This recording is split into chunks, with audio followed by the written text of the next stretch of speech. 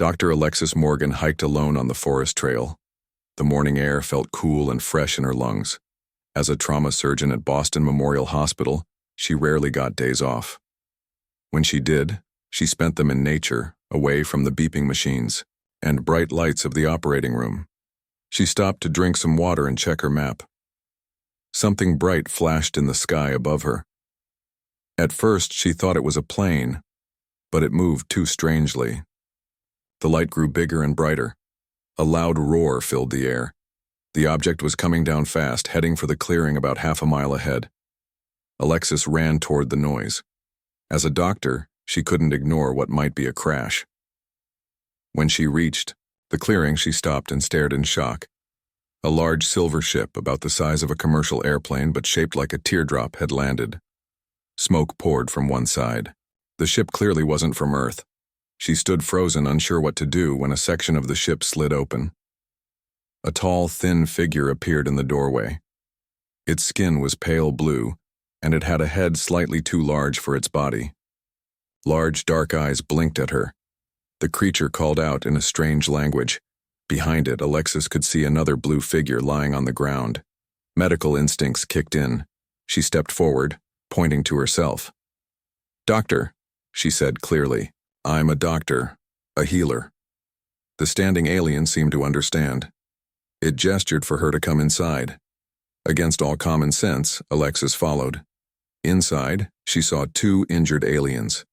One had a deep cut across its chest. The other appeared to have serious burns covering much of its body. The alien led her to a room filled with strange equipment. Though none of it looked familiar, Alexis could tell it was a medical bay. The standing alien introduced itself by touching its chest. "Vrel," it said, the word coming out with a slight clicking sound. "Alexis," she replied, touching her own chest. Vrel pointed to the injured aliens and made gestures that clearly meant help. Alexis nodded and moved to examine the burned alien first. The injuries looked severe. Without knowing anything about their biology, she wasn't sure how to help, but she could at least clean the wounds. Vrel seemed to understand her hesitation. It handed her a small device that looked like a tablet. When Alexis touched it, it displayed what appeared to be anatomical diagrams of the aliens. Their internal organs were arranged differently than humans, but Alexis could identify what seemed to be a circulatory system and respiratory organs.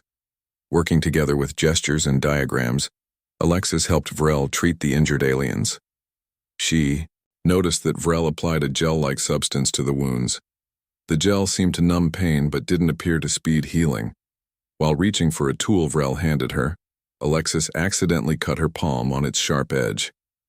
She winced and pulled back, blood flowing from the cut. All three conscious aliens froze, staring at her hand. Vrel moved quickly, scanning her bleeding palm with a handheld device. It made excited clicking sounds to the others. "It's just a cut," Alexis said, trying to reassure them. She grabbed a cloth and pressed it against her palm. Vrel seemed fascinated by her injury. It gently took her hand and removed the cloth. The bleeding had already slowed. Vrel showed her the scan on its tablet. Though she couldn't read the alien text, the image clearly showed her cells already beginning the repair process. Vrel pointed to the scan, then to the injured alien with the chest wound. It ran the scanner over that alien's injury and showed Alexis the comparison. The alien's healing process appeared much slower. Cells moved sluggishly around the wound site, with little sign of repair beginning. "We heal at different rates?" Alexis asked, pointing between herself and the injured alien. Vrel nodded vigorously, its large eyes blinking rapidly. It seemed excited and alarmed at the same time. Over the next few hours, Alexis continued to help treat the injured aliens, while Vrel periodically scanned her hand. The cut, which would normally take a few days to heal completely, was already forming a scab. Vrel recorded everything, clearly amazed by what it was seeing. Vrel brought another alien to meet Alexis. This one wore different clothing and carried itself with authority. Vrel introduced the newcomer. "Captain Nyra," it said, gesturing respectfully. Nyra spoke to Alexis in the alien language, then seemed to realize she couldn't understand. It pressed a small device on its wrist. After a moment, Nyra spoke again, and this time Alexis heard the words in English. Dr. Alexis Morgan, I apologize for the circumstances of our meeting. Our ship suffered a critical failure and we had to make an emergency landing. Thank you for assisting our injured crew. Alexis stared in surprise. You can speak English now? This is a translation device, Naira explained. It analyzes language patterns and creates a translation matrix. Your human language is relatively simple compared to some we've encountered. Why did you let me on your ship? Alexis asked. Isn't that risky? We needed medical assistance, and you approached without fear, Naira said. Commander Vrel recognized you were a healer. Naira paused, looking at Alexis's hand. Vrel tells me you possess extraordinary healing abilities. Not extraordinary, Alexis said. All humans heal like this. This statement caused Naira and Vrel to exchange meaningful looks. In our experience across 27 spacefaring species, Naira said slowly, we have never encountered cellular regeneration at your rate. What appears normal to you is remarkable to us. Alexis struggled to process this information. You're saying humans heal faster than other intelligent species? Not just faster, Vrel interjected, using the translator Naira provided. Significantly faster. The cut on your hand would take our species at least 10 days to reach that stage of healing. Some species we know would take weeks. Captain Naira stepped closer. Dr. Morgan, I must contact my superiors about this discovery. It could have significant implications for many worlds suffering from an unexplained decrease in healing rates. Would you permit us to study your biology further? Before Alexis could answer, alarms sounded throughout the ship. Naira checked a device on its wrist. Earth authorities have detected our ship and are approaching, Naira said. They will be here soon. Let me talk to them, Alexis offered. I can explain what happened and why you're here. They'll be scared if they just find an alien ship. Naira considered this, then nodded. Very well. But first, may I have your permission to share our findings about human healing with the Galactic Alliance? Alexis thought about the injured aliens she had helped. If human biology could somehow help other species, how could she refuse? Yes, she said. But I want to be involved. I'm a doctor. Helping people, or aliens, is what I do. As they prepared to meet the arriving Earth forces, Alexis looked at her healing hand and wondered how this accidental discovery would change everything, not just for her, but for all of humanity. 3 military helicopters landed in the clearing near the alien ship. Soldiers jumped out and formed a circle around the vessel, weapons ready. A tall man in a uniform with many badges stepped forward. He held a megaphone in his hands. This is Major Jack Collins of the United States Army. Exit your vessel with your hands visible. Alexis stood at the entrance of the ship with Captain Naira and Commander Vrel slightly behind her. She waved her arms. My name is Dr. Alexis Morgan. I'm a surgeon from Boston Memorial Hospital. These aliens are peaceful. Their ship crashed and they needed medical help. Major Collins walked closer, his eyes shifting between Alexis and the aliens. Are you being held against your will, Doctor? No, Alexis said firmly. I came aboard to help treat their injured crew members. They're medical professionals too, like an ambulance crew that had an accident. Collins lowered his weapon slightly but remained cautious. We need to establish proper protocols. This is first contact with an alien species. The President has been notified. Over the next few hours, a temporary base formed around the alien ship. Scientists, military personnel, and government officials arrived. Alexis stayed with Vrel and Naira, helping to explain human customs and behavior. In a hastily assembled meeting tent, Captain Naira addressed the human officials using the translation device. We are representatives of the Zarthalian Medical Corps, a branch of the Galactic Alliance peacekeeping forces. Our ship was on a routine mission when we experienced a catastrophic systems failure and had to make an emergency landing. We mean no harm to your planet or people. What is this Galactic Alliance? Asked a stern-looking woman in a dark suit who had been introduced as the Secretary of Defense. A cooperative union of 27 spacefaring civilizations, Naira explained. We maintain peace, facilitate trade, and provide emergency assistance across 5 galactic sectors. Major Collins leaned forward. And you never contacted Earth before? Your solar system falls in an underdeveloped sector, Naira said. Alliance protocol prohibits contact with planets that have not achieved consistent interplanetary travel. Your species was classified as pre-contact. Then why are you telling us all this now? Collins asked. Naira looked at Vrel, who stepped forward with a tablet-like device. It displayed side-by-side images of healing tissue, one human, one Zarthalian. Because of this, Vrel said, Dr. Morgan's accidental injury revealed something extraordinary. Human healing rates exceed those of all known Alliance species by a significant margin. This discovery changes everything.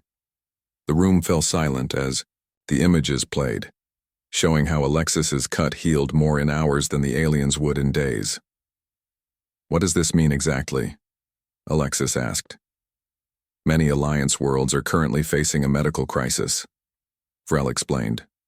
A mysterious condition is causing decreased regenerative abilities across multiple species.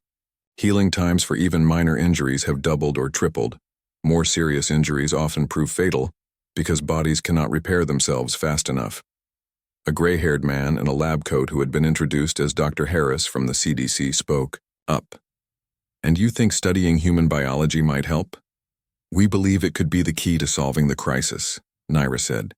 With your permission, we would like to invite a small team of human volunteers to participate in research aboard our ship once it's repaired. The Secretary of Defense shook her head. Out of the question. We can't just send citizens off-world without proper protocols. Alexis stood up. I volunteer. As the doctor who made first contact, I understand both sides of this situation better than anyone else would. Major Collins surprised everyone by saying, I volunteer as well. As military personnel with first contact training, I'm the logical choice to represent Earth security interests. Over the next few days, more discussions took place at increasingly higher levels of government. The Zarthalians shared limited information about their propulsion technology as a gesture of good faith, and Earth scientists helped them gather materials to repair their ship. Word spread quickly among medical professionals about the alien visitors. 2 more volunteers joined the mission: Charlie Williams, a nurse with special training in burn treatment, and Diane Rivers, a paramedic with field experience in disaster zones. 2 weeks after the landing, the 4 human volunteers prepared to board the repaired Zarthalian ship. Families said tearful goodbyes, not knowing when they would return. News cameras captured the historic moment as Alexis, Jack, Charlie, and Diane walked up the ramp into the alien vessel. Inside, the humans were shown to private quarters adapted for their needs. Vrel gave them a tour of the medical facilities where they would spend most of their time. The equipment looked strange but advanced, with screens showing detailed cellular images and devices that could scan entire bodies in seconds. We will begin with basic tests, Vrel explained. Nothing invasive at first. We want to understand the fundamental differences between human physiology and other Alliance species. The test started simply. The humans provided blood and tissue samples. Machines analyzed their cellular structures and regenerative processes. Each day brought new questions and discoveries. The Zarthalians were particularly fascinated by how quickly human skin cells replicated after minor abrasions. 1 week into the journey, while the ship traveled toward the nearest Alliance medical station, an accident occurred in the engineering section. A power conduit exploded, catching both Jack and a Zarthalian engineer in the blast. Both suffered severe burns on their arms and chests. In the medical bay, Alexis worked alongside Vrel to treat both patients. The burns looked nearly identical, angry red patches with blistered skin. Both patients received the same treatments: cleaning, application of healing gel, and careful bandaging. 3 days later, when the bandages came off, the difference was striking. Jack's burns had already formed new pink skin around the edges. The Zarthalian's burns looked almost unchanged. This is remarkable, Vrel said, scanning both patients. Major Collins has already begun the 3rd stage of healing. Engineer Kren has barely entered the 1st stage. Captain Naira came to observe the results. The Alliance Medical Council must see this. We will transmit the data immediately. That evening, Alexis found Jack in the ship's observation room looking out at the stars. His bandaged arm rested in a sling. "How's the pain?" she asked. "Manageable," he said. "The alien medicine helps, but Vrel seemed shocked by how quickly I'm healing." Alexis nodded. "They all are. What's normal for us is miraculous to them." Jack turned from the window. "You realize what this means, right? Everything changes for humanity now. We're not just joining a galactic community. We're entering as potential saviors." As the ship approached the Alliance medical station, a message arrived from the High Council. They requested the human delegation attend the Centennial Galactic Medical Conference in just 6 weeks. "This is unprecedented," Captain Naira told them. "New species are typically observed for years before receiving such an invitation." Alexis looked at her fellow humans. They had come aboard as volunteers for a simple research project. Now they stood at the threshold of introducing humanity to the stars. The Zarthalian ship approached a massive space station. It looked like a giant wheel spinning slowly in space. Alexis, Jack, Charlie, and Diane crowded near the viewing window, amazed by the sight. Hundreds of ships of different shapes and sizes moved around the station like bees around a hive. "Welcome to Nexus Station," Captain Naira said. "This is where the Galactic Medical Conference will be held. Representatives from all 27 Alliance species will attend." As their ship docked, Vrel gave the humans special badges to wear. "These will translate most languages for you," he explained. "They also show you are official guests of the Zarthalian Medical Corps." The humans stepped off the ship into a huge docking bay. Alexis gasped. Aliens of all kinds moved about, some tall and thin, others short and wide. Some had multiple arms or legs. Some floated instead of walking. All of them stopped to stare at the humans. "They've never seen our species before," Jack whispered. "And word has spread about your healing abilities," Naira added. "You are already the most interesting topic of the conference." Alliance security officers led them to their quarters. The rooms had been adjusted to match Earth conditions. The gravity, air, and temperature felt normal. After resting, they were taken to meet the conference organizers. The head of the conference was a tall alien with purple skin and 4 arms. It introduced itself as Dr. Kelvin. "Your arrival is most fortuitous," Dr. Kelvin said through the translators. "Many worlds face a crisis of declining regenerative abilities. If human biology contains answers, you may save countless lives." Over the next few days, Alexis and her team met with alien doctors from many worlds. Each meeting followed a similar pattern. The aliens would ask questions about human healing, then ask to scan or test the humans in some way. Dr. Owen Rivera, a geneticist from Earth who had joined them for the conference, worked with Zarthalian scientists to study human DNA. He made an important discovery. "Humans have unique cellular repair mechanisms," Owen explained at a meeting. "Our cells contain special proteins that speed up the healing process. These proteins don't exist in any Alliance species." The alien scientists were amazed. They asked to take more samples and run more tests. The humans agreed, but Jack made sure to set boundaries. "We want to help," he told the alien doctors, "but we need to establish rules. No tests that cause pain or permanent damage, and no taking samples without permission." On the 3rd day of the conference, Owen gave a presentation to a packed auditorium. Aliens of all kinds filled the seats. Some had to stand along the walls. "Human healing occurs at a rate approximately 8 times faster than the Alliance average," Owen explained. He showed videos comparing how human and alien tissues healed. But speed is only part of the story. Humans also heal more completely, with less scarring. The audience murmured in various languages as the translators struggled to keep up. Owen continued, "We believe this ability developed because Earth has higher radiation levels and more environmental dangers than many of your homeworlds. Our bodies had to adapt to survive." An insect-like alien stood up. "Can this ability be transferred to other species?" it asked in a clicking voice. "We don't know yet," Owen admitted, "but we're working on it." After the presentation, representatives from different worlds approached the humans. Some offered technology or knowledge in exchange for human biological samples. Others suggested more extreme ideas. "Your species would make excellent breeding stock," said a tall, gray alien. "A program to mix human genes with ours could be arranged." Jack stepped forward. "Let me be clear. Humans will share our medical knowledge freely, but we are not resources to be harvested or bred. Any partnership must respect our rights and dignity." The alien backed away, its skin changing color in what might have been embarrassment. Later that evening, the humans gathered in their quarters to discuss the situation. "They see us as solutions to their problems, not as equals," Diane said. "It's concerning, but think of all the good we could do," Charlie argued. "Their medical technology is amazing. Combined with our biology, we could cure diseases that kill millions on Earth." Alexis nodded. "Both points are valid. We need to find a balance. Help where we can, but protect our interests too." Jack paced the room. "Earth needs to send more representatives, diplomats, scientists, maybe even military observers. We can't make these decisions alone." As they debated, an urgent message arrived from Captain Nira. The humans were requested to attend an emergency session of the Alliance Medical Council.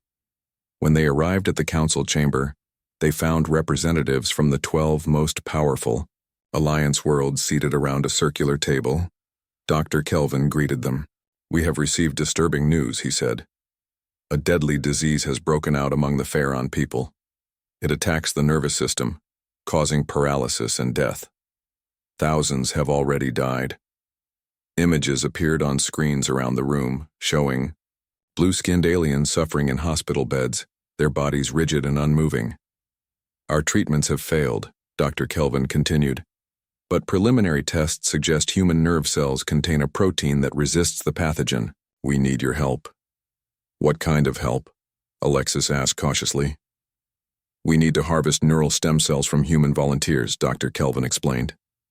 "The procedure is not without risk, but it could save millions of lives." Jack frowned.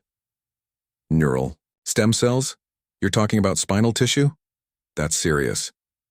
"Yes," Dr. Kelvin admitted.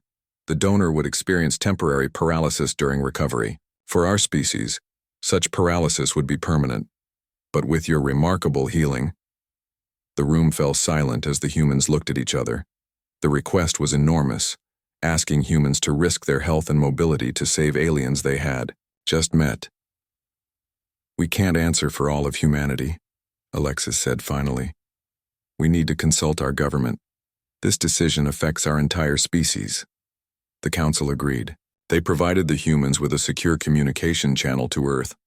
As they prepared their message, Jack turned to Alexis. "Everything is happening so fast. 6 weeks ago, we didn't even know aliens existed. Now they're asking us to save them." Alexis nodded thoughtfully.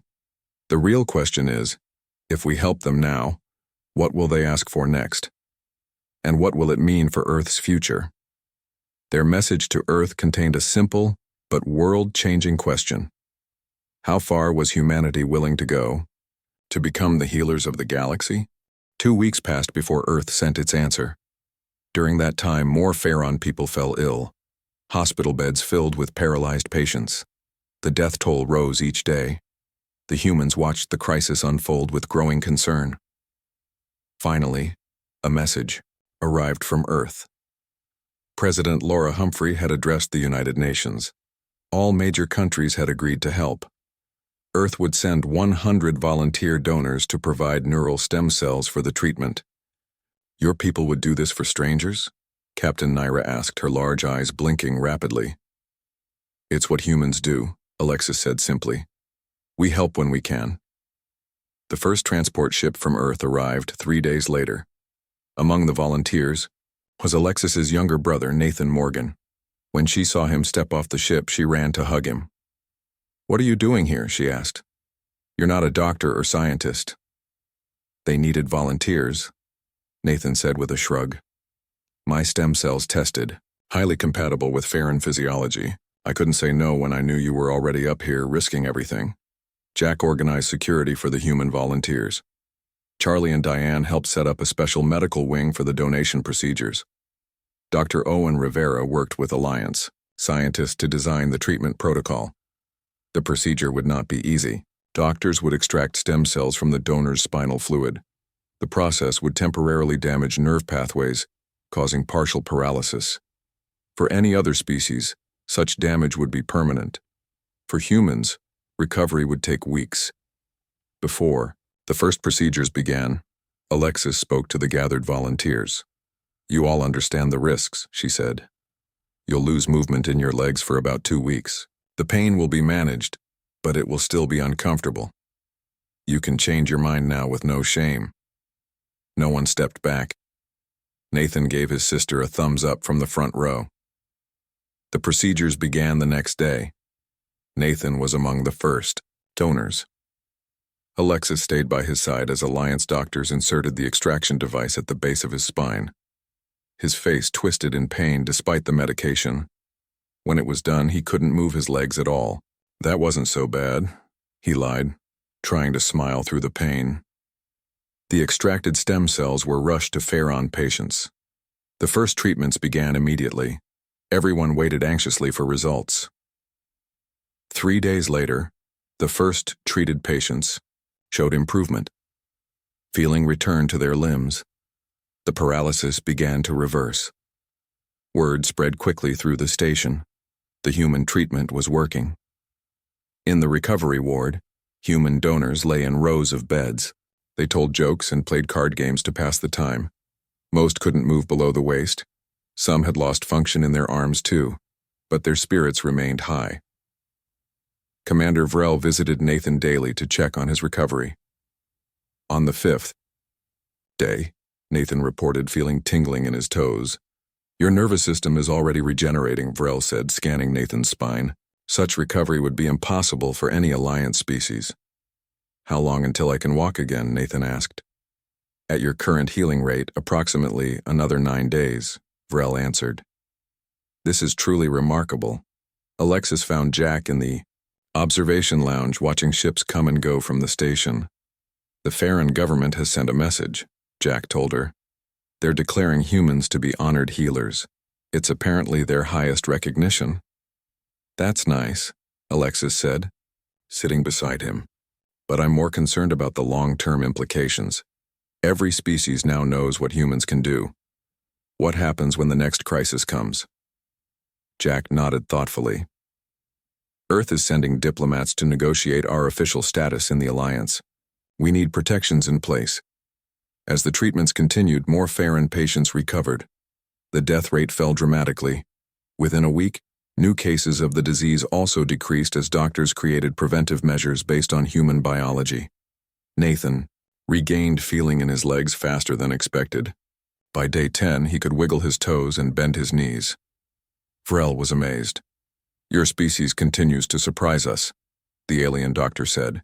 "Your healing rate exceeds even our most optimistic projections." In the main conference hall, representatives from all Alliance worlds gathered to discuss humanity's status. Dr. Kelvin led the session. "The human species has demonstrated exceptional healing abilities and extraordinary generosity," he announced. "We propose offering Earth immediate membership in the Alliance, with special protections acknowledging their unique biology." Most representatives agreed, but some voiced concerns. "What if humans use their abilities to dominate?" asked a reptilian alien. "A species that can recover so quickly from injury would have advantages in conflict." Jack stood to respond. "Throughout human history, healers have been protected even in wartime. We ask for the same consideration. We come as healers, not conquerors."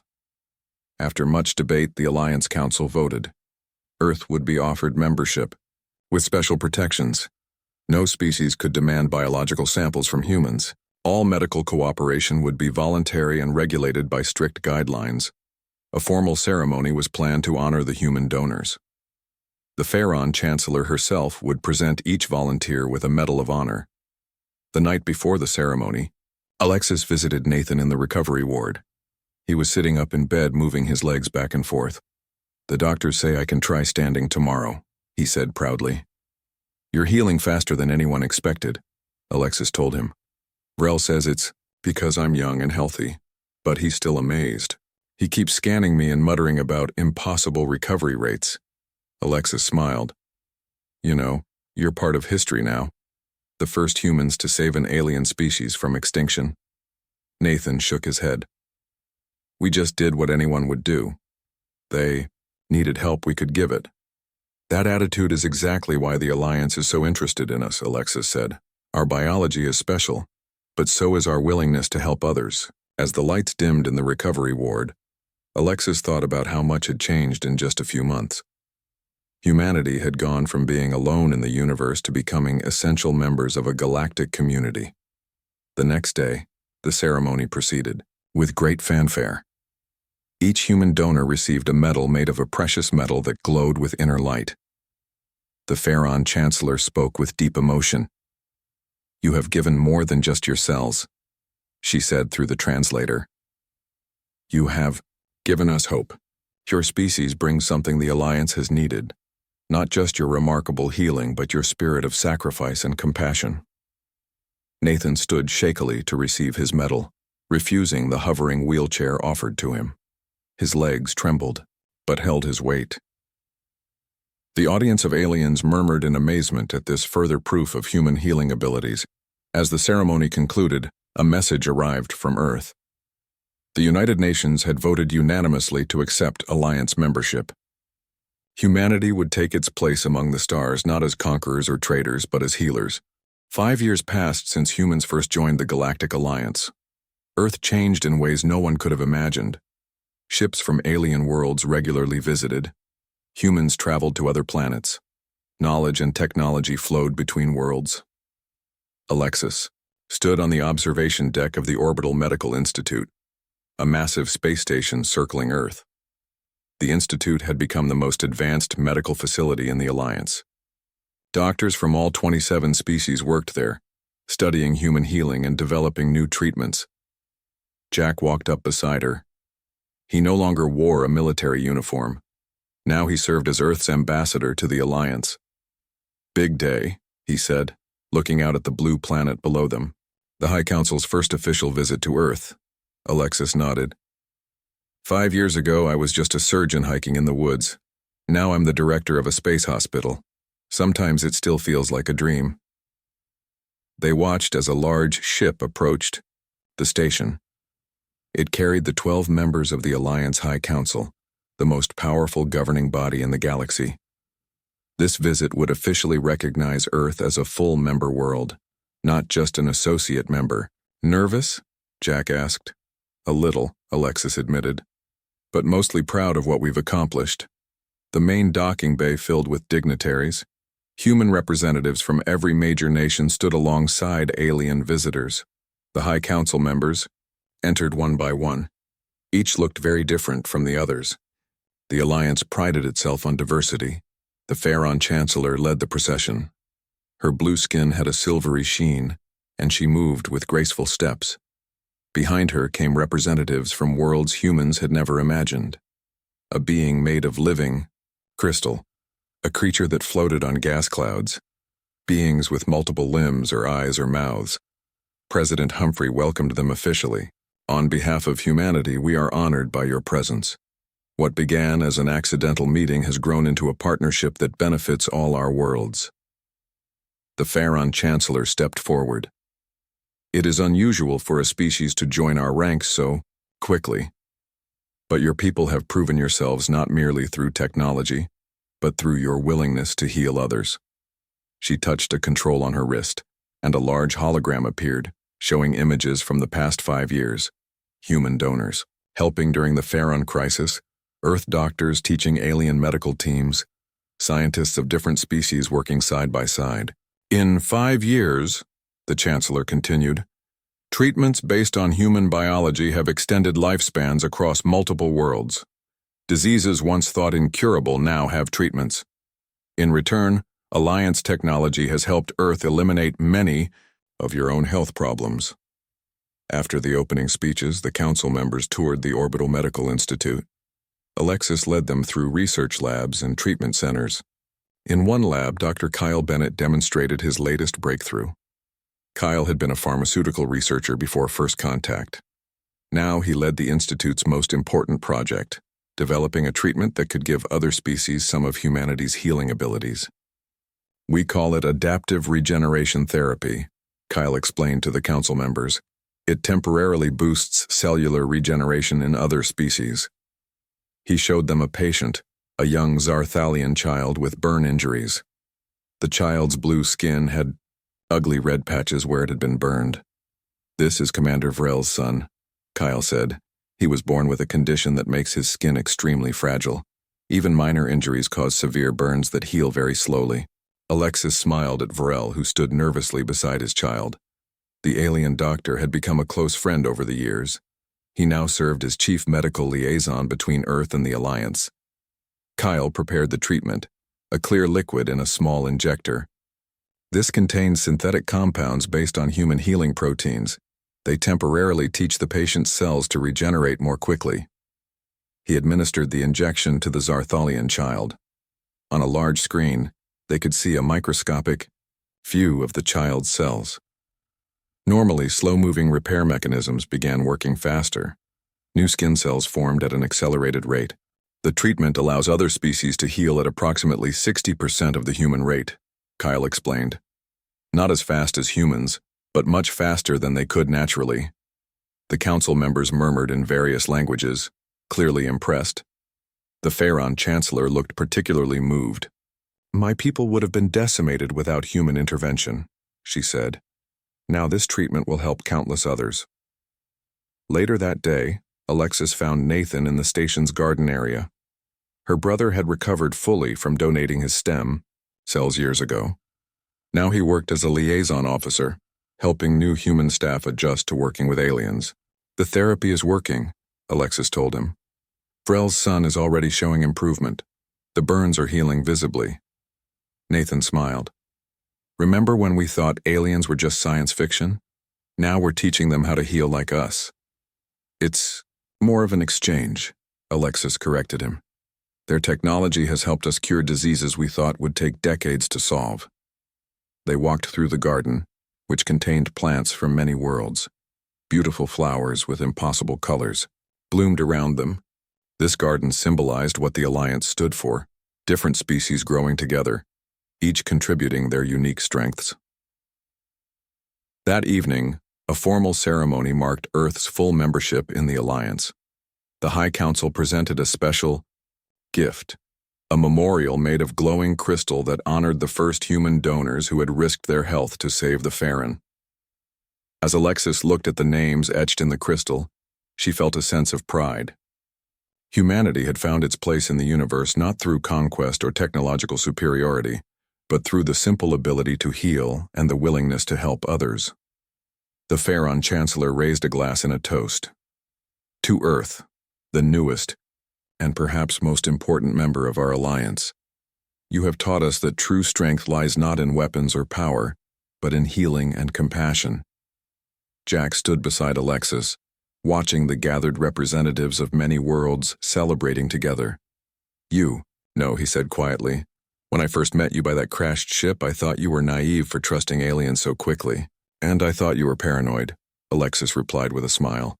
We were both right in our own ways, Jack said. But I never imagined this outcome. Of all the ways humanity could have made its mark on the galaxy, becoming its healers is something I never would have predicted. Alexis watched as Vrel's child ran through the hall, playing with children of other species. The burns on his skin were already fading. She thought about the long journey that had started with a simple cut on her hand. Sometimes our greatest strength isn't in how quickly we recover, she said, but in how willing we are to help others do the same. Around them, humans and aliens alike continued their celebration, united by the unexpected discovery that had changed everything. The day alien medics discovered humans heal faster than any other species.